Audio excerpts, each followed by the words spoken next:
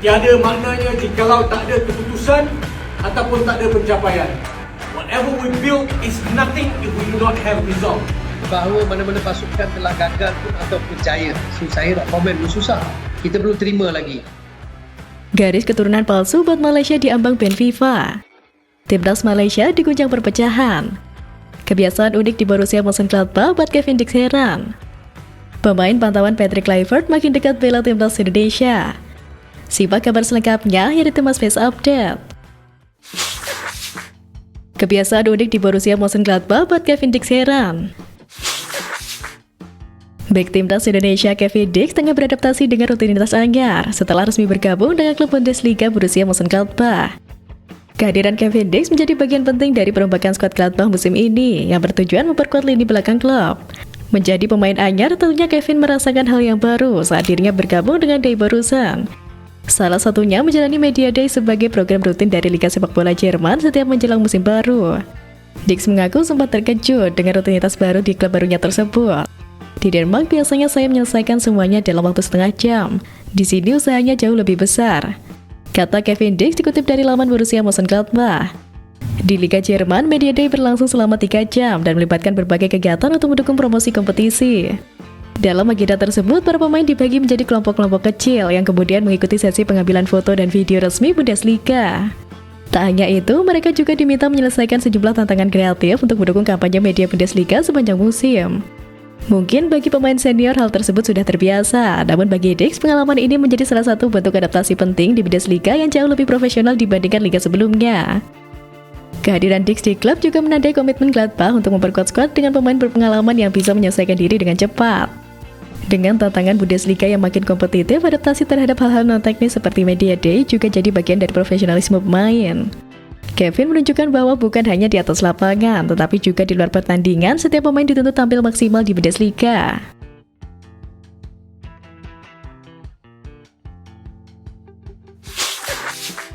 Pemain pantauan Patrick Kluivert makin dekat bela timnas Indonesia. Pemain keturunan seharga 342 miliar pernah mempertimbangkan untuk membela timnas Indonesia. Saat ini fokus Patrick Kluivert adalah membawa pasukan Garuda lolos ke putaran keempat kualifikasi Piala Dunia 2026 yang akan mempertemukan timnas Indonesia dengan lawan-lawan kuat di grup B bersama Arab Saudi dan Irak. Maka dari itu, konsen sang pelatih adalah mempersiapkan tim sebaik mungkin. Kluivert dianggap masih harus menambah kekuatan skuad Garuda dengan mendatangkan pemain grade A, termasuk di posisi bertahan. Suntikan amunisi baru dianggap masih diperlukan oleh pelatih asal Belanda itu setelah timnas Indonesia masih rapuh dalam barisan pertahanan. Faktanya bisa dilihat dalam laga terakhir dipermak oleh Jepang dengan skor mencolok 0-6. Karenanya, Patrick Kluivert dinilai masih butuh tambahan bek tangguh untuk menghalau rival dari Timur Tengah yang notabene memiliki postur tinggi besar. Nah, sosok bek keturunan seharga 342 miliar ini pun bisa kembali dipertimbangkan untuk membela timnas Indonesia. Apalagi dia pernah bertemu dengan Patrick Kluivert. Pada pertengahan April lalu, Kluivert sempat melakukan kunjungan ke Inggris ditemani asistennya dari Lanza dan penasihat teknis PSSI, Jordi Cruyff. Saat itu, Patrick Kluivert CS menyaksikan langsung laga antara Oxford United versus Leeds United di Kassam Stadium pada 19 April 2025. Nah, udah tahu kan siapa kira-kira pemain tersebut? Ya, beberapa waktu yang lalu sempat bikin heboh mengenai kedatangan salah satu pemain keturunan dari klub Leeds United tersebut. Di mana saat tengah menyaksikan aksi oleh Romney dan kawan-kawan dalam laga itu, Patrick Kluivert terpantau duduk bersama dengan bek Liga Inggris yaitu Pascal Struijk. Menurut laporan dari Sky Sport, Pascal Struijk absen dalam laga tersebut karena mengalami cedera. Lalu timbul pertanyaan, kenapa pemain 25 tahun itu tetap mengikuti rombongan Leeds United meski pertandingan tersebut merupakan laga tandang. Biasanya pemainnya cedera tidak ikut dalam laga tandang. Sehingga keberadaan Pascal Struijk di tribun bersama Patrick Kluivert menimbulkan spekulasi liar. Namun belum diketahui pasti apakah terjalin komunikasi antara keduanya. Yang jelas, Pascal Struijk merupakan salah satu pemain keturunan yang sudah lama diminati timnas Indonesia sejak era kepelatihan Sinteyong. Meski memegang paspor Belanda, bintang Leeds United itu lahir di Belgia. Itu artinya Pascal Struijk masih bisa membela 3 negara di kancah internasional, yaitu Belgia, Indonesia, dan Belanda. Mengalir darah Indonesia di tubuhnya, apakah ia berminat membela merah putih? Dirinya pernah mengaku punya hubungan dengan Indonesia. Ya, dari kakek nenek saya yang meninggalkan Hindia Belanda ke Belanda. Saya punya koneksi dengan Indonesia. Bahkan pemain keturunan asal Belanda itu pernah mempertimbangkan untuk membela salah satu dari ketiga negara, termasuk timnas Indonesia. Namun Pascal Struijk saat itu mengatakan bahwa dirinya memiliki prioritas utama yakni membela timnas Belanda. Terpantau sampai saat ini Pascal Struijk belum dipanggil ke timnas Belanda senior. Hal ini memperlebar kans dia membela Garuda.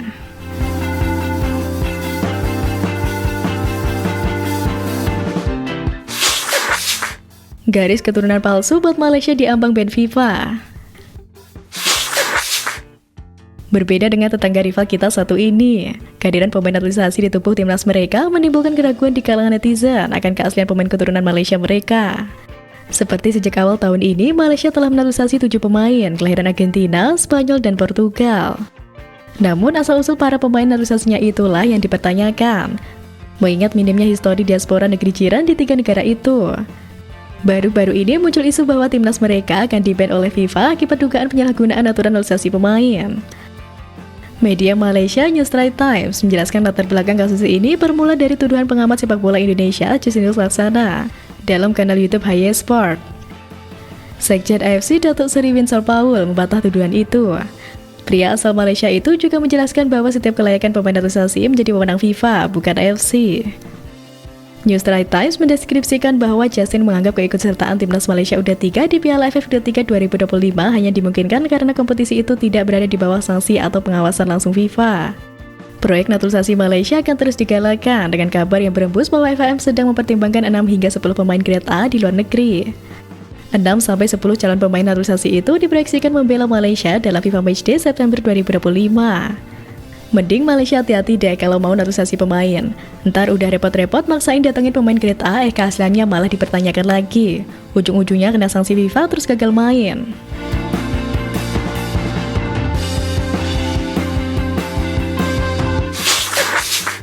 Timnas Malaysia diguncang perpecahan. Di balik kemenangan besar atas Vietnam di kualifikasi Piala Asia 2027, timnas Malaysia justru diguncang isu internal. Tugas Peter Klamoski bertambah, tak hanya berpikir tentang taktik, strategi, dan formasi untuk Harimau Malaya. Akan tetapi juga mencegah hal-hal negatif dari mana saja yang bisa membuat hancur skuad asuhannya saat ini. Masih menjadi polemik di kalangan penggemar Malaysia bahwa tidak semua penggemar mereka bisa menerima kehadiran pemain naturalisasi. Karena menurut mereka, hal itu akan memunculkan gesekan dengan pemain lokal. Saat melawan Vietnam, ada 9 pemain naturalisasi berbanding 3 pemain lokal. Saya muak dengan hal-hal negatif, saya sudah menyebutkannya dalam wawancara lain. Apa yang saya katakan adalah kebenaran. Namun ada sedikit informasi yang dibeberkan Klamoski yang menyebut adanya pengkhianat di internal timnas Malaysia. Ia bahkan tak segan menyebut pihak tersebut bisa memberi serangan besar tak hanya kepada dirinya, namun juga terhadap Tunku Ismail sebagai penggagas naturalisasi pemain keturunan, seolah pihak tersebut punya kekuatan besar layaknya federasi. Hal itu mengacu kepada pernyataan Klamoski dalam wawancara bersama media lokal The Star Malaysia. Pelatih asal Australia itu menyebut ada beberapa masalah internal dan bahkan disebutnya sebagai pengkhianatan.